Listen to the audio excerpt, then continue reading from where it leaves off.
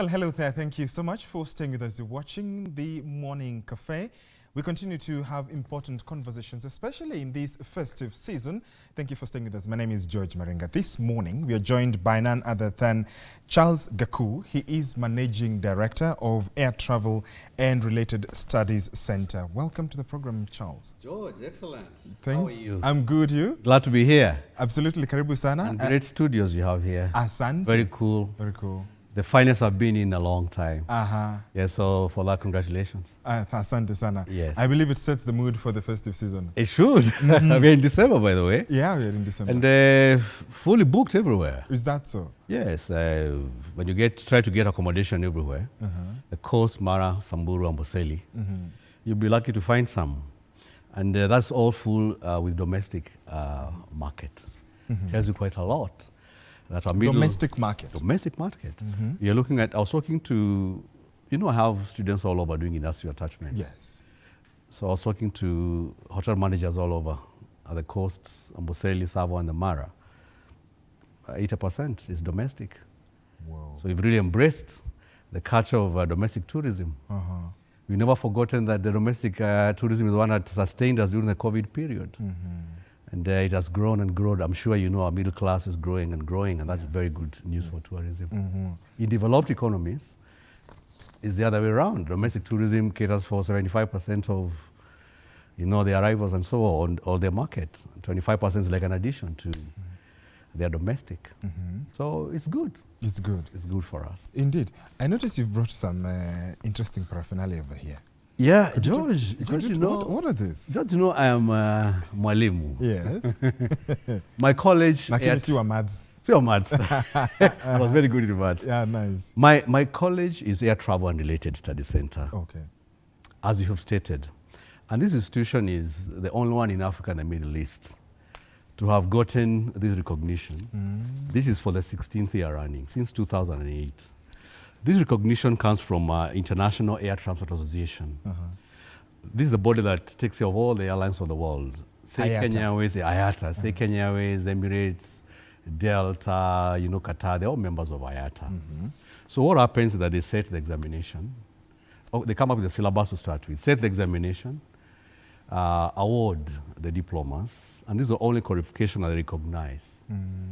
So getting this for 16 years, the only institution in East and Central Africa, so Africa and the Middle East, is not a mean achievement. And this comes together with this recognition again every year. This goes together with that. Oh, congratulations. No monetary value though. I wish they could have some money on it. But you're glad that you're shaping the next generation of aviation, travel, and hospitality professionals. And that is good for us. I've been running the college for 32 years. So I still know that you're on the right track. And if you can leave this behind, you can leave this for the next generation, I'll be happy that I've done my work. Perhaps the monetary value doesn't come because they will assume that business is good. Not bad, particularly if you are providing international qualifications. Remember, we are this hype of, and it's not hype, it should be true, taking skilled personnel to work in the travel, tourism, aviation, and hospitality sector, so that you can alleviate the joblessness and the lack of employment in our country. One of the ways to do it is to provide international qualifications for students, so that when you flash a qualification like this one in America, in the US, wherever it is, America, the US, the UK, Europe, Australia, and Japan, is recognized worldwide. That way, even those who are going out of the country will get a good pay because whatever they have is skilled qualifications. Is one of those ways. And if I could take 1,000 or so every year to whoever needs them out of the country, that is better satisfaction than money. Better satisfaction. Yeah, so I'll be good with that. It is the festive season. You're dressed as if, like, from here, you'll go straight to the Mara. From here, I'm from a class teaching about animals, wildlife, trees, shrubs, butterflies, and so on. I think I love very much. And from here, I want to still continue doing what I do best. To provide for the industry. I ask that because I mean, this is what they call, game, outfit, Yes. what you would wear, you know, Yes, when the you're going safari out, suit. Safari suit. Yes. And it is the festive season. Yes. And when it is. Kenyans think about festivities, apart from traveling up country, you'll find that most demographics would want to split Yes. the festivities. So you spend either Christmas with family and then New Year you travel elsewhere. Yes. What is that one thing that one needs to understand when it comes to festivities and planning for travel? Should it be impulse? Should it be last minute? What are the tricks of this game? Yeah. Remember that all suppliers, by suppliers I'm talking about airlines, you know, hotels, our lodges. Hotels found in beach hotels, like beach hotels are those found in the cities. And the lodges are the ones that are found in national parks and national reserves. Yeah. You get better rates all the time if you book earlier.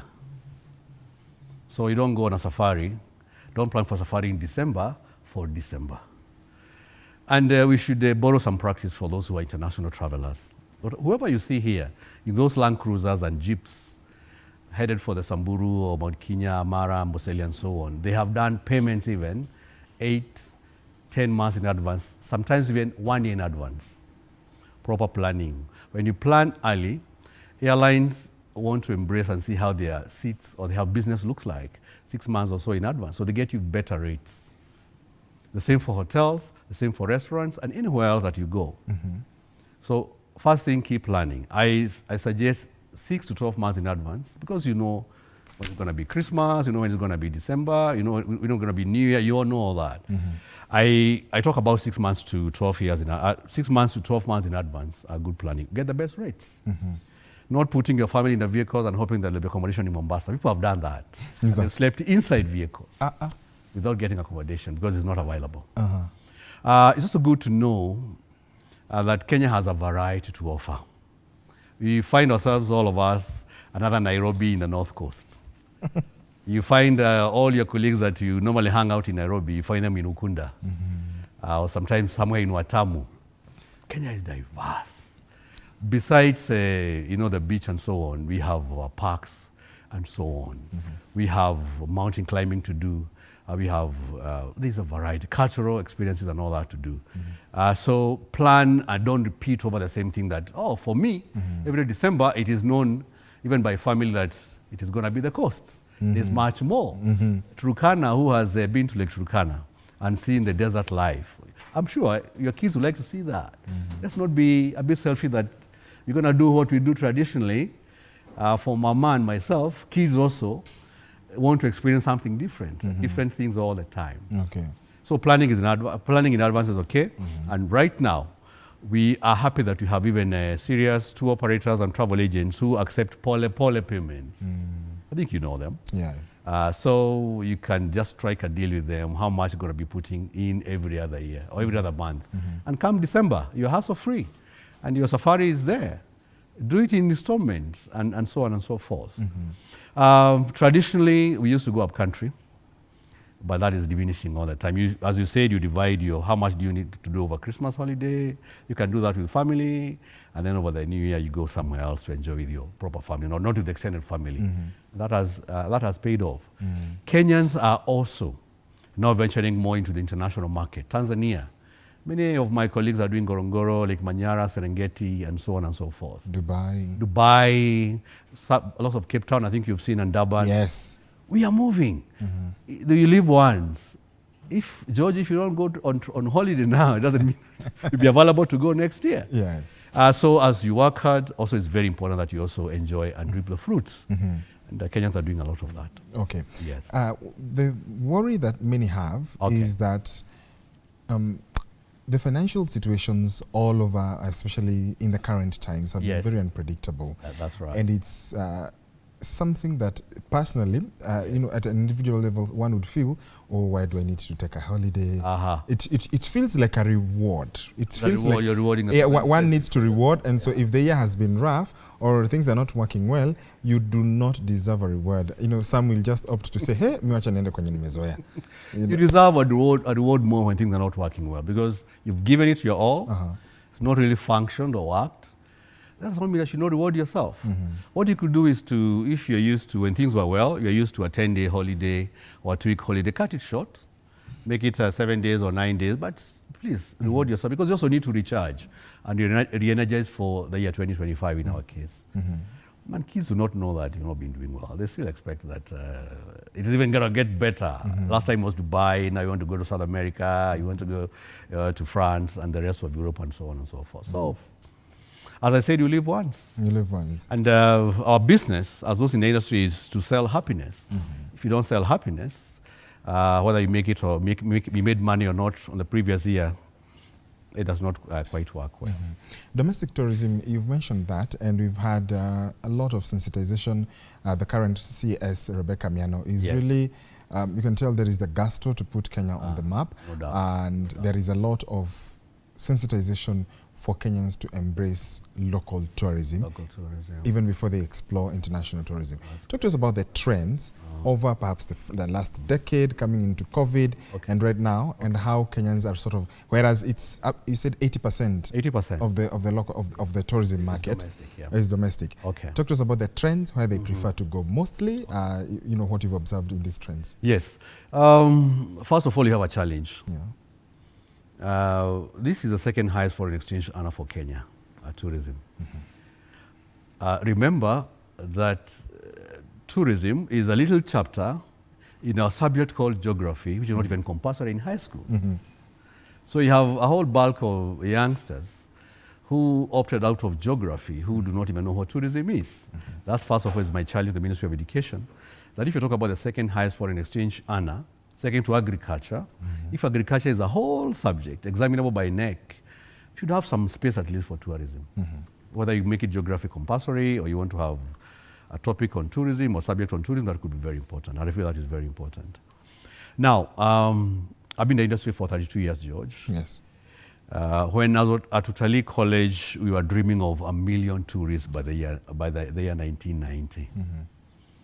And that dream has been on and off. We have had challenges of our own, basically because of over-reliance on the international market. But with the vibrant domestic tourism that we're talking about, we even have figures like 3 million by the year 2025, or figures of 5 million by the year 2050. People are talking about 2030, I'm sorry, you talk about 5 million tourists by 2030. Those are good trends, but I look at it differently. One, are we really for mass tourism, or we are for quality tourism? It is possible to have the 3 million or even a 5 million, but how much would that translate into our earnings? We have serious examples of where tourism collapsed, where numbers grew and they could not be able to manage. That you talk about Spain, where they were getting 70, 80 million tourists a year, but that, and Athens, Greece, and that almost spelled doom for those countries. For us, you are doing very well, 1 million, 1.5, up to 2 million before COVID came in, 2020. Of course, our numbers went down, and I must thank some source markets like the Spanish market did not quite slow down to a halt. And then we picked up 2022 and the whole of last year. By the end of last year, we were doing 95% of pre-COVID levels. It's great. And then 2024, now we are back to pre-COVID levels at 100%, which is great. I have seen the industry grow. I've seen the industry, open up to new different markets. Kenya is no longer regarded as a safari destination alone. We are not talking about Kenya being not just a safari destination, but also a conference destination. There is something that Marriott's have seen here, to put up 600 rooms and 11 or 12 different conference facilities. They are not eyeing the local safari goer.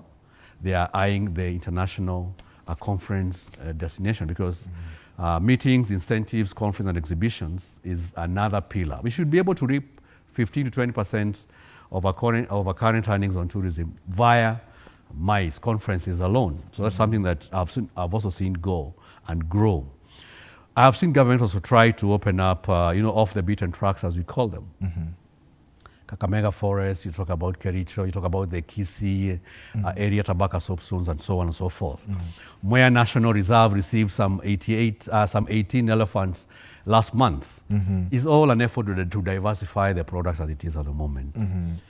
I've seen it grow, but even more interesting for this particular discussion today is that I have seen much more awareness of our young ones into getting to venture into the market. Today, That is to travel. To travel and also to get into the business. Today, I offer programs like travel and tourism in my school. It's called International Travel and Tourism. I'm getting more and more students who come and tell me, we want to study here with you for 2 years. They just left school. And what you want to do is not to be employed. You want to start our own little outfits where you can organize safaris for those who want to come and tour a beautiful country. Just teach us how to organize safaris, how to do the costing, how to source for good tour guides and driver guides, and we'll be able to do this on our own. So we are not talking about just creating jobs outside the country. Also, if we could encourage this trend on self-reliance, especially on tourism, we could be able to get more, get sufficient self-employment as we go on. The same for guides. You're getting guides who are talking about, oh, I would like to buy my own safari vehicle after you have training for 2 years as a tour guide and I want to get this going. And the same for chefs. So there's a new offshoot of people who want to work in the industry independently as young as they are. They might need 1 or 2 years in terms of getting real experience in a 5-star establishment or in an international ground handler. But the trend is there. Those days of us, when you were living with Ali, you wanted to be employed and nothing else. Today, we have those who want to employ themselves right from the start of the start. So to the to the festive season, there is a lot that needs to happen. Yes. There is the experienced, there is the basic, there is in fact there is a no-experienced traveler, basic traveler, intermediate traveler, and frequent traveler. Exactly. There are challenges that come up, especially with traveling and exploring different destinations. That's correct. If you're going to explore by air, by road, by rail, we have now the SGR, which is premium group now. Premium group. 12,000 one way and 20,000 return. What are some of the challenges? And this season is notorious for delays, for cancellations, flight delays, overcrowding, lost luggage, delayed luggage, and so on. What are the tips that if you can even speak to those who want to travel individually, as a couple, and more than 2 people, say a family? Family. I know you have the challenge of waking up early to catch a 6 o'clock flight. Because you booked the cheapest flight. The cheapest is always the earliest. But that is the best one because there's no delay. Do you know that flights delay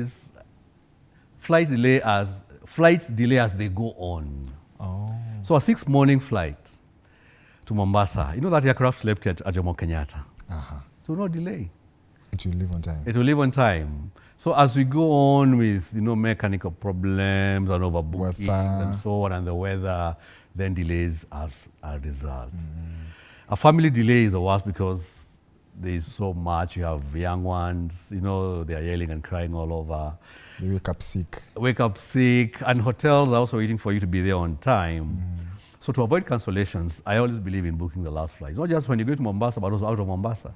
The first flight out of Mombasa sleeps in Mombasa. The 6 o'clock one. So you're sure that you're going to pick that one. So always go for it. Might be the most cumbersome to take. But the convenience of taking a 12:15 one, 1400 one, that comes with own challenges because those flights delay or they even cancel altogether. Could be poor weather, could be overbookings, and even tech problems. It's a hectic season, not just for Kenyans, but all over the world, when there's so much travel. I always urge those in families or those who want to do a serious honeymoon to do it in the low season. Low seasons in Kenya, all over, whether it's the hotel, in our lodges or in our beach hotels, is somewhere between the month of April and the month of June. You find yourself that if you go to a serious, boutique hotel, you're 50% full. So you get the fullest attention, you get the best, and as opposed to where in the high season, more or less, sorry to say, you are more or less a statistic. Hotel is full, you're on 400, you're happy that is 95%. But in the low season, they pay much more attention to you because they want you in the future, and they have all the time. They have all the details to look at. Also, the rooms and so on are taken care of much during the high season and during the low season. So it's good to know when to travel. Hot flights to take as well. If you take night flights, you take a train, for example, that leaves here at 10 o'clock, you get at 3:35 in the morning, expect that hotel check-in is not going to be at 3:35 when you knock your door at that beach hotel. Because those who slept there must check out. Rooms must be prepared for you to be accommodated at 12. And you've seen that meme of, It's hotel checkout is at 11, Yes. 10:55, Yes. someone is still in the pool. That's the thing. So you see, so if you get there at 4 o'clock in the morning, expect to hang around the reception until 12 o'clock when your room is ready. Wow. So it's always that or that. If you want to avoid that, then you pre-book, you pay for a night in advance, so that your room is kept, so that you get in at 4 o'clock, the room is still yours. That comes with a cost. So all these considerations are normally waived if you pay in the high season. If you travel in the low season, avoid the high season. They want you. The rooms are empty. So why keep George out there at the reception and have a room that is empty that was never slept in last night? So I give you the room at 4 o'clock in the morning. It's a compliment for me. But if you do in the high season, they tell you, oh, I'm sorry, you have to wait until the room is available. Then avoid getting out of our hotel rooms, getting out to go and party so far away from your destination, because there's also quite lots of traffic in those particular seasons. So be sure that you hang around. Hotels have amenities that you want. They have a bar, they have a swimming pool, they have all these things, and they even move out of their way to cater for you in this particular season. They have serious fireworks. If you take a good one, you don't need really to go to another place to get it is that you want. All these amenities, we make sure that we prepare our clients for that. And let us not have our guides, let's not have our tour guides being overworked all over 24 hours, hopping from one entertainment place to another. They also need to rest. I've seen guides who, on the last day of coming back out of Mombasa or out of the coast to get Nairobi, they did not sleep because we're looking for their clients who are hopping from one bar to another, and you expect a safe ride back home. So we also need to let our people take a bit of rest. And that goes the same for even the staff who work there. Yes. But it's great for us to enjoy the season. It's important to enjoy. Yes, it's important to enjoy. In Kenya, what are some of the areas? We know about the Mara, we know about Tsavos, we know about all these major destinations. Yes. What can one look at because of maybe how things are? Say, maybe let me start with here before I go straight to the Mara. What are the rates like? And we did see that proposal to increase the rates. There's a mess in the Mara. I don't know whether you know that they moved the rates from $100 for 24 hours stay to $200 for a 12-hour stay. Part of the reason why we have lost quite a bit of tourists this particular season is that drastic movement of park fees from $100 for 24 hours to $200 in 12 hours. Of course, the lion or the leopard or the elephant in the Mara is not five-legged. They'll do Serengeti because that is in Tanzania. They're still on $80. Oh, okay. So we are losing $80 for 24 hours. And us guys are at 200 for 12. For 12. So that has been very confusing. And we've lost quite a lot Tanzania. I was reading this morning that Tanzania now has overtaken in terms of tourism numbers, tourism arrivals. I'm not talking about how much they have made, but we have been overtaken. The numbers. Yeah, the numbers have been overtaken. Now, where to go depends on how much you have to spend. If I could mention some places for you, where you pay $1,000 per person per night, that is $200. That's $250,000 every night. They are available. All the Mahali Mzuris and the Angamas, they are available. And still you can get your budget. Still in the Mara, I will not name the areas, for $100 or $200 a double. So where to go really depends on what it is that you want to spend. And those places that are exclusive are still available in Amboseli, in Tsavo, the North Coast, the South Coast, wherever it is that you want to visit. Lamu is one of the least visited areas. Of course, serious for honeymooners. But very few of us, even at family level, have been to those places. Lamu is affordable if you do it in the low season, but is a paradise for honeymooners. So plan accordingly where it is that you want to go. We have beach hotels that are very well known for catering for kids. They have a kids club where you'll be able to take your kid and they'll be taken care of for the day as you enjoy other activities with the rest of the family. So get to identify who will take care of your specific needs wherever it is that you're going to go. We have areas that you don't allow below 7 years. Our tree hotels like the Ark, you know the Ark is suspended such that animals come to leak salt. So you want the minimum noise that we can get in those areas. So we don't allow over. Below anybody who's below 7 years, we don't allow. How many of us, George, have experienced the balloon flight? 6 o'clock, just for 1 hour, 6 o'clock to 7 o'clock, to be able to see the Mara from the air. You pay quite something, $500 each per person, but it's quite an experience. Again, of course, you don't allow those who are less than 7 years because they would make noise and animals would be scared and run away.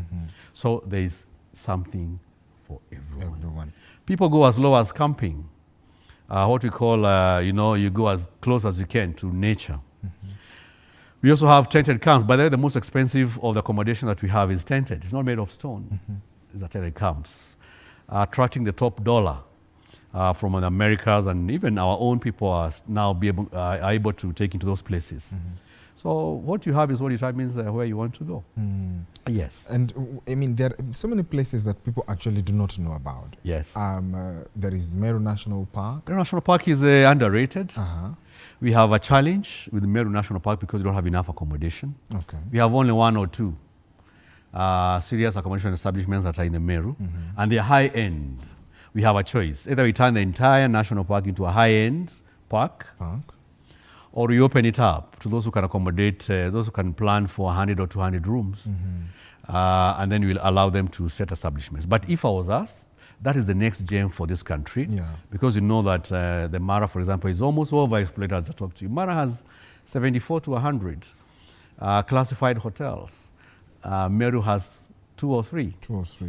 And you're talking about Meru having all the big 5, you know, the leopard, you know, all those elephant, buffalo, the rhino, and of course the lion. They're all there, just like in the Mara. So my opinion, they should have Meru reserved for the high end. That will help us. Okay. So that's off the beaten track. We have areas, very few of us venture in Samburu and Buffalo Springs, where you find a different set of the big 5. Again, those are defined the north of the equator. Those are not areas that are very much exploited.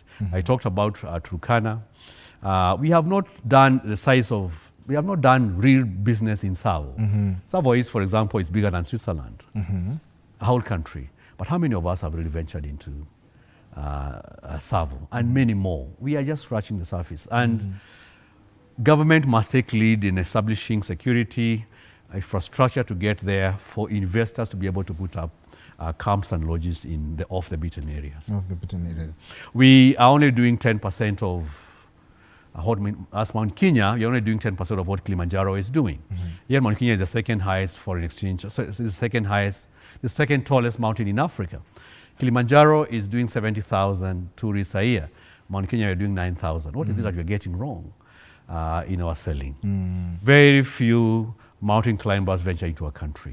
But Charles, someone will wonder watching, I mean, Charles is talking about all these things. Maybe he's in the industry, but to some, they just wonder, why should I travel?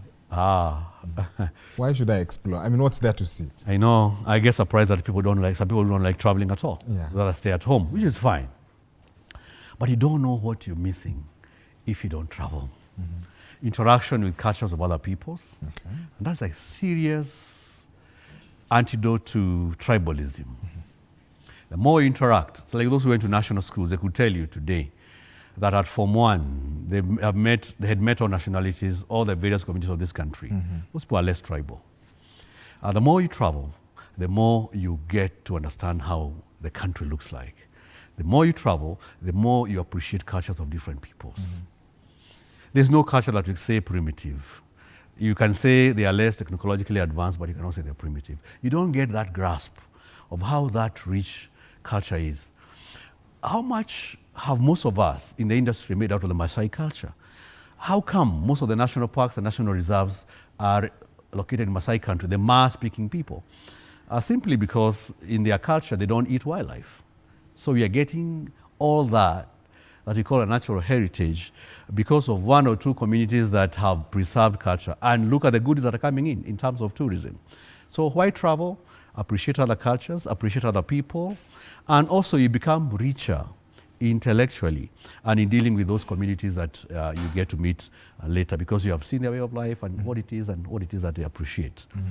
Then you also appreciate the value for proper training for personnel in the travel and tourism industry.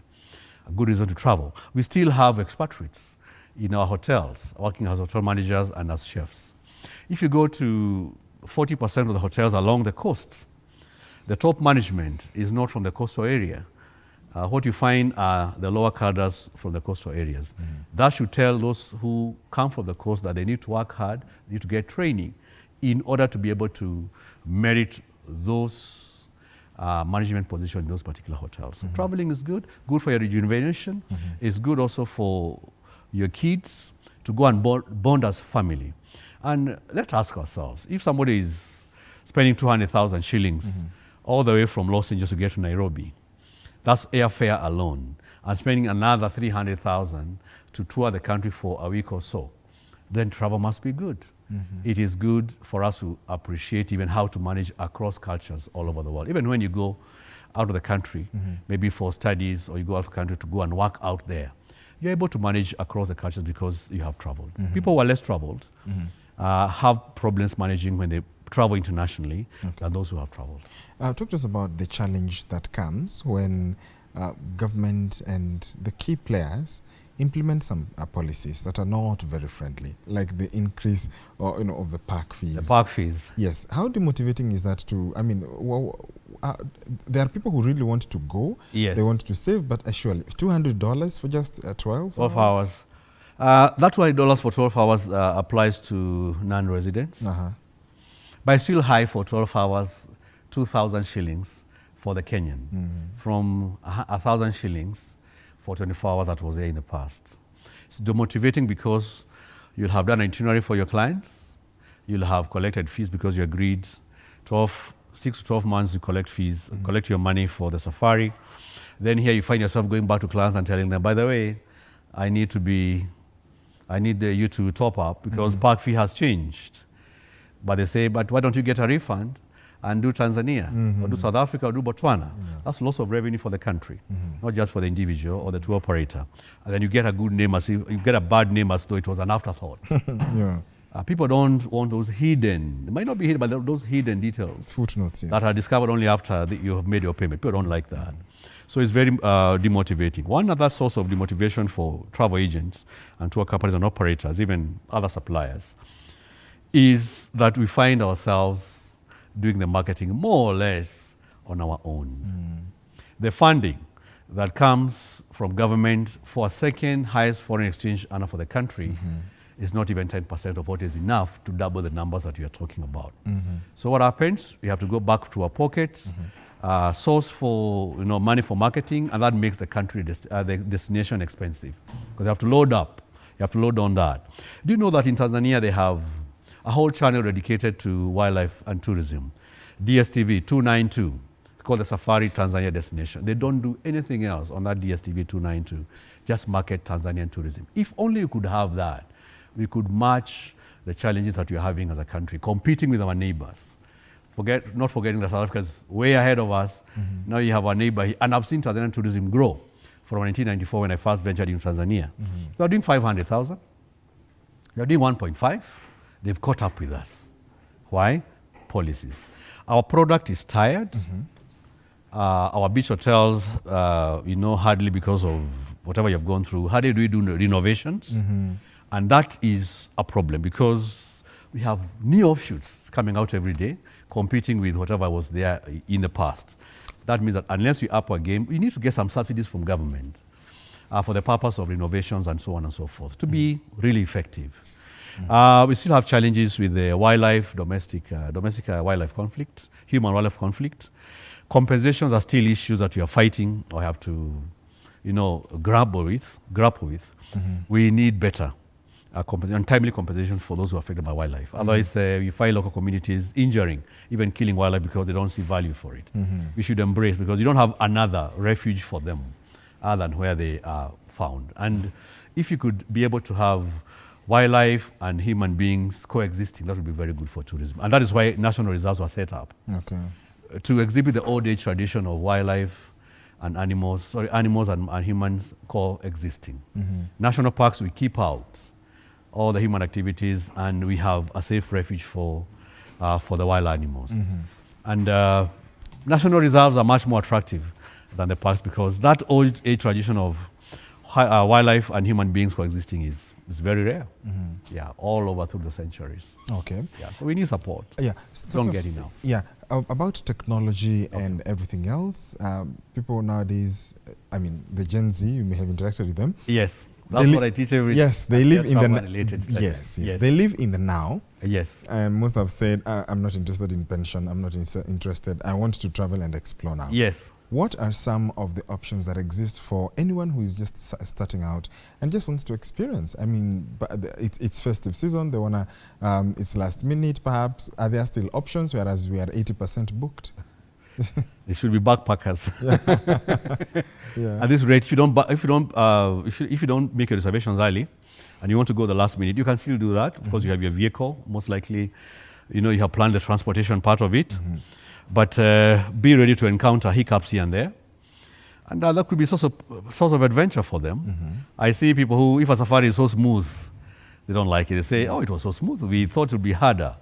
A bit of hard adventure, not just the smooth safari that we went to. So they should experience that. Luckily, Kenya has a broad spectrum of accommodation from backpackers, camping, bandas, and so on and so forth. There's always something for everyone. But remember to make reservations in advance if you can. In advance. But those who manage just to leave on the eve of Christmas and they get something to do. Yeah. You've spoken about your students who go out and venture and they become employers. Yes. What opportunities still exist, whereas the market and our product is tired, it's fatigued, it needs to be rejuvenated? Yes, it needs to be rejuvenated, especially whatever structures we have. Yes. We'll talk about accommodation and so on and so forth. My students that I deal with for the last 32 years, and I still go to class, by the way, George, because I believe I still have something to offer to this generation. And I do the best that I could. Yes. No wonder you have retained all this Premier Sacco award from IATA for the last 6 years. Of course. Of course, with support from other teaching staff members and the rest of the faculty. Yes. They are quick to learn. They are quick to adapt. They are quick to venture out of the country. They don't want to always work in Kenya. With the international qualification, with a serious industrial attachment opportunity that I provide for them, which I guarantee back in school, it is a recipe for them to be able to venture out of the country. Now, they want to make their quick bucks. They want to travel and do nothing else. I have found something in them. They're highly adaptive. And for them, Air Travel and Related Studies Center has opened a sister company called Aviation and Hospitality Solutions Limited. Their sole purpose is registered under the Ministry of Labor, with the sole purpose to ensure that the skilled human resource that we provide for travel, tourism, and hospitality is taken out of the country. We are struggling with the youth who need to get out of the country to be able to work. But here's an opportunity, because of international qualification, you're able with our sister outfit to venture anywhere in the world and go and exhibit your skills out there because of international qualification. That has come on very, very important. Yes. Is the travel industry still, how do I call it? It was one of the really most affected during COVID. Yes. And there were many decisions that came into careers like cabin crew, yes, hotel industry, the hospitality sector. That's right. Are these careers, of course, in the era of job security? Yes. Are these areas still lucrative? Are they still employable? How is the reception, not only locally but also internationally? Doing great. I think we must look at it from two aspects. When COVID came and hit, of course, 50%, 80% of the jobs were depleted. Coming back, post-COVID now, 50% of those who are in the industry did not come back.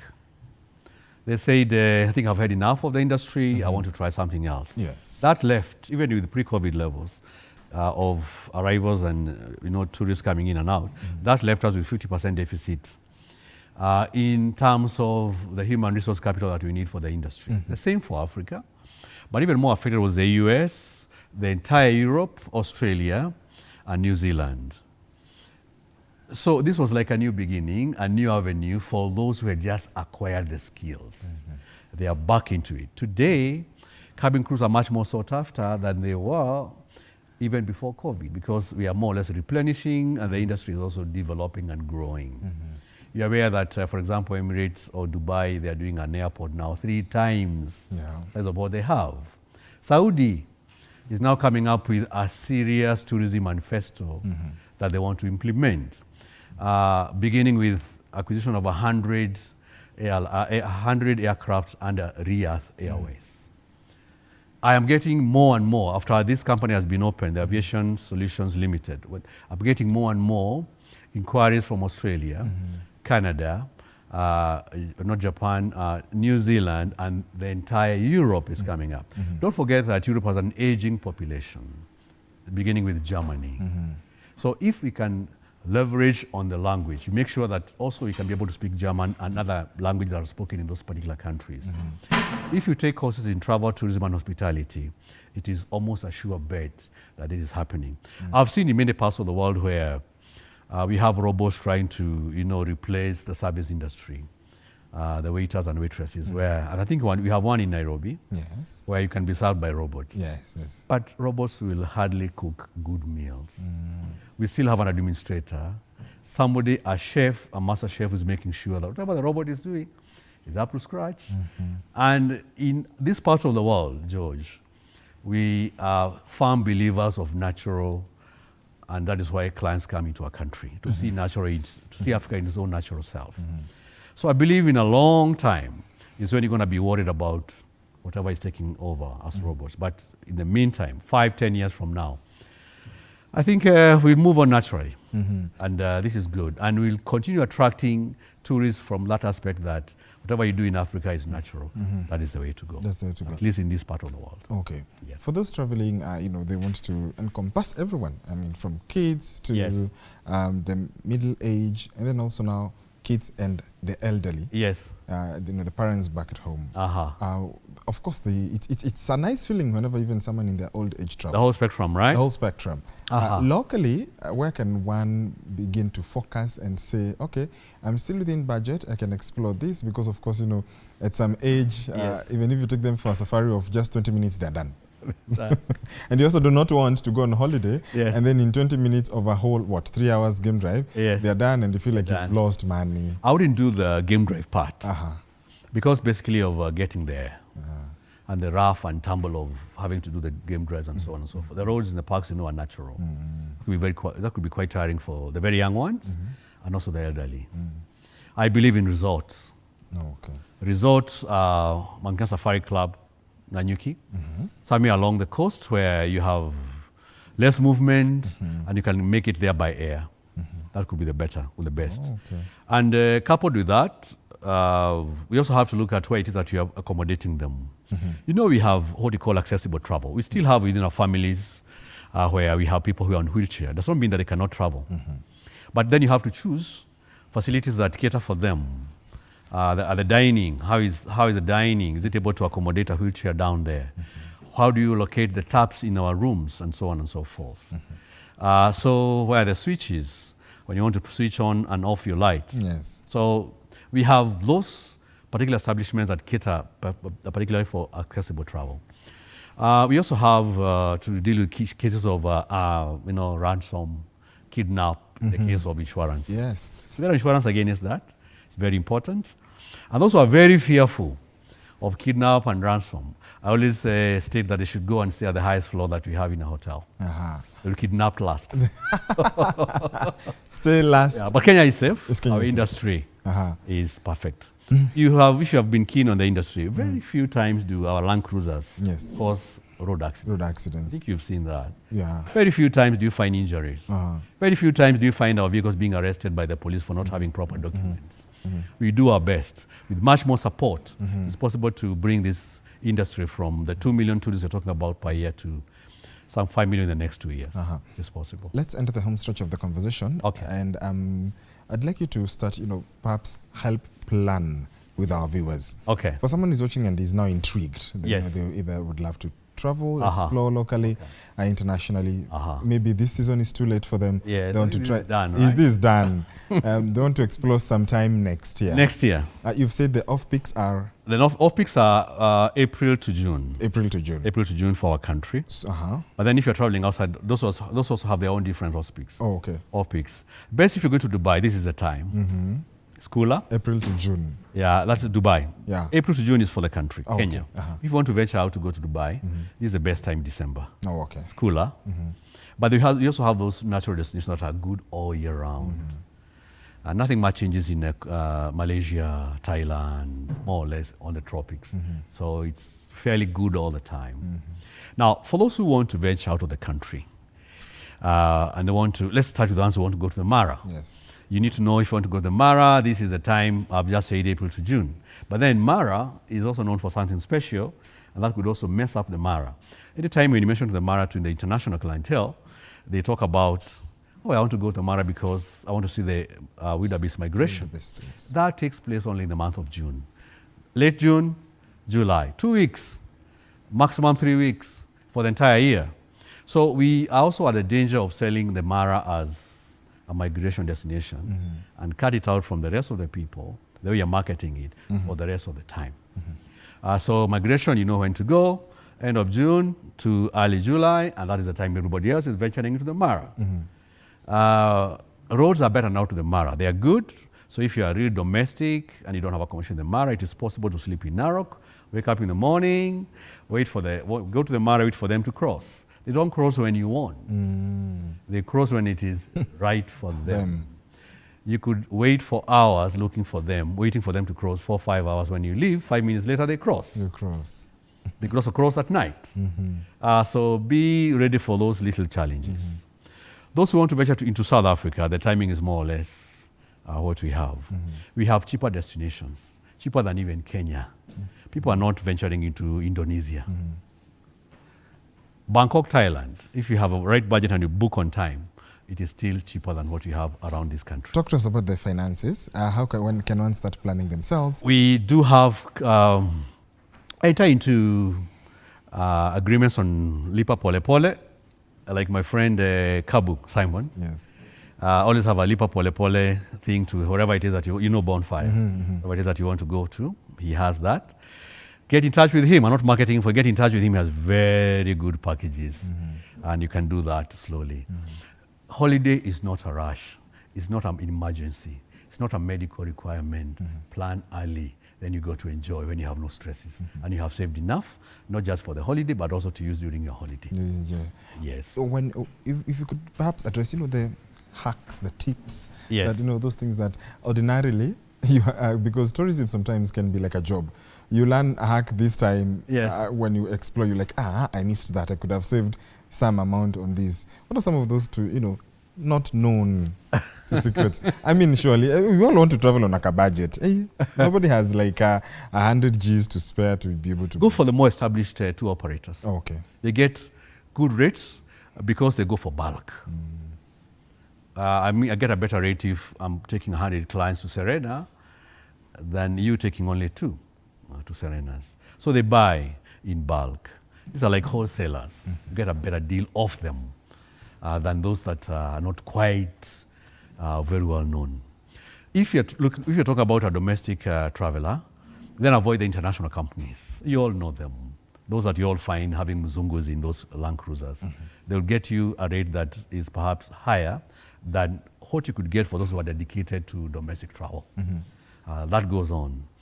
But off the cuff, they are cheaper, but you find our drivers not quite happy with the service, with the remuneration for the service that they get. There's the issue of tipping. Yes. Tipping is not compulsory in our country. Whether to tip or how much you tip, of course, depends on how satisfied you are with the service. Yes. We need to encourage the culture of tipping for our people. For international clientele, we even sit down with them during a briefing and we recommend how much to tip. For example, you tell them, tipping is not compulsory, but if you're happy with the services, tip $10 per person per day. So that for a 10-day safari with 6 clients in it, our driver is getting $10 from each of the 6, that is $60 every day. For a 10-day safari, our driver gets $600. It's quite good to know that at the end of the safari, this is money that I'll take home, and this is money that I'll get courtesy of my good service as a professional. We have such a short time before we wind up. Yes. Talk to me about, in 30 seconds if you can, sum up. First of all, the etiquette of a traveler, of a passenger, someone who wants to experience, and then also where we can find you as the institution. Respect culture. of the people. So if you go to an area and they don't allow that, don't photograph, for example, without their permission. That is very important. Those little things are what asks people or enables you to, enjoy your holiday without a lot of maneno. Don't steal towels. Yes, yes, that's right. Where can I be found? Charles Gakuu is the Managing Director of Air Travel and Related Studies Center. This is a college that is located in Karen on the Rhino Park Road. We specialize for the last 32 years in programs in travel, tourism and hospitality. I have my telephone contact, 0721 380 590. Air Travel and Related Studies Center in Karen, 0721 380 590. Indeed. Absolutely. We could keep going on and on. We could talk for days, we could talk for hours, just because, it's a good time to travel. It always feels good to travel. And I hope our viewers have been encouraged and perhaps... All the time. Excellent time to travel. Just find time for yourself. Perhaps you could wish them a happy... Yes, Kenyans and everybody who's watching tonight or this morning, please, as your holiday, be safe.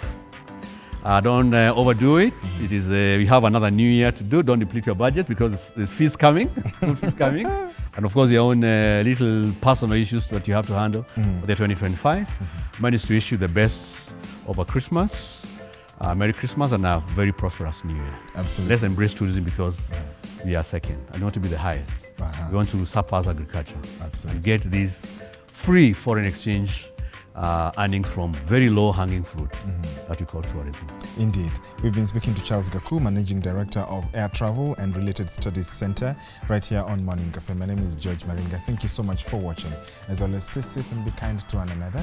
Enjoy the festivities, and please go back, rewind on YouTube, get the tips, take down a pen and paper, and write down what you have learned. And we wish you a wonderful stay in wherever you go. Bye-bye for now.